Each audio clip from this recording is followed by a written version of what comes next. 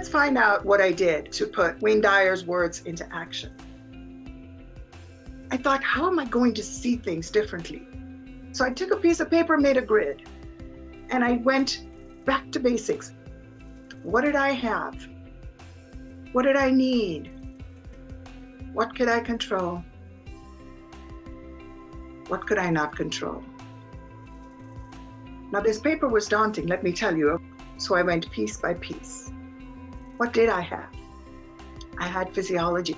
Now, this is going to sound counterintuitive. Was I falling apart? Yes. Was I a shell of what I was before? Yes. But why was that? It was because my physiology was working like it was designed. It was because I was taking in stimulus that represented uncertainty, fear, the unknown, failure. My brain was processing this fear and uncertainty and translating it into my physical body, which meant my brain and my body were working in perfect order. And I had this magnificent piece of machinery at my discretion. In addition, I had education. I had studied in private schools all my life, private college. I had graduated valedictorian. None of it, mind you, recognized in the US. But I needed to recognize it because the facts were irrefutable. I also had humility.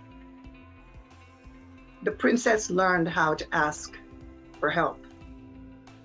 In addition to this, I was a jack of all trades. What? She's a master of none? She has no specialty? But I look at it differently. I work great in the negative spaces of a picture because when I was a jack of all trades, that meant that there was nothing that I could not do. Now, I had one square filled out. What did I need? I needed money. No problem. I was a jack of all trades, and I had humility. There was no job I could not do, and no job was too big or too small. I also needed mastery. Anywhere there was a course offered, I was there. All I asked was that they would give me my completion on paper so that I would have a certificate or a letter saying, she does know this. I also needed a multitude. I was a one-man show. I needed a village. And so I started to volunteer. I met some of the best people who shared my values, who would step into the gap if I was sick or if I was at a job interview. And I also bartered. I would be a camp counselor if you would let my son go to summer camp free of charge. I just didn't have the money. And I needed my mind. Remember, I was still picking up pieces of shattered self, and I had no discretionary income.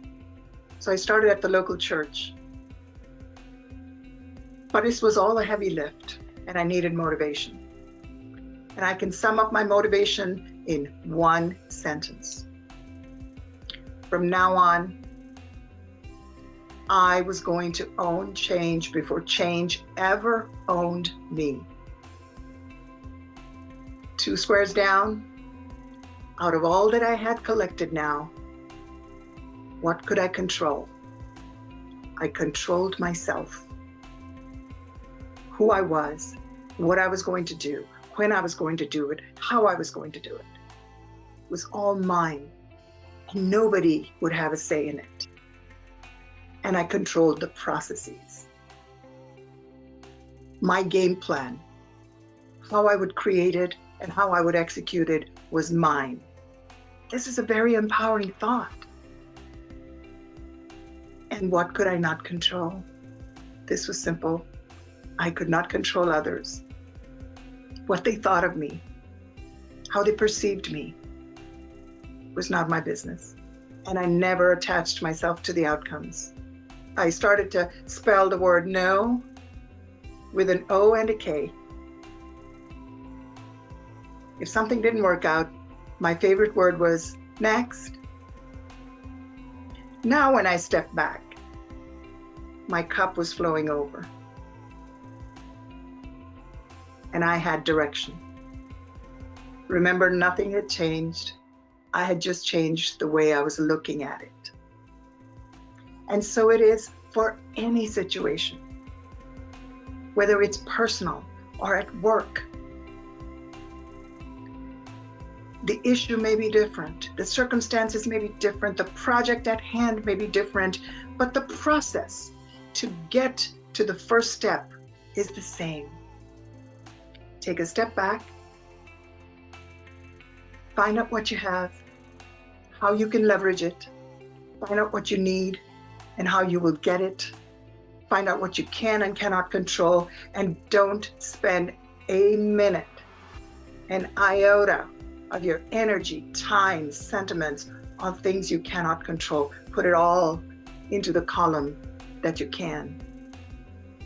That done, it is a winning strategy to meet the moment of change every single time.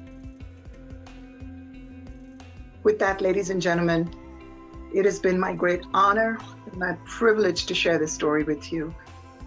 Please know, this may be a virtual platform, but it is my hope that our paths will cross in person again soon. Until then,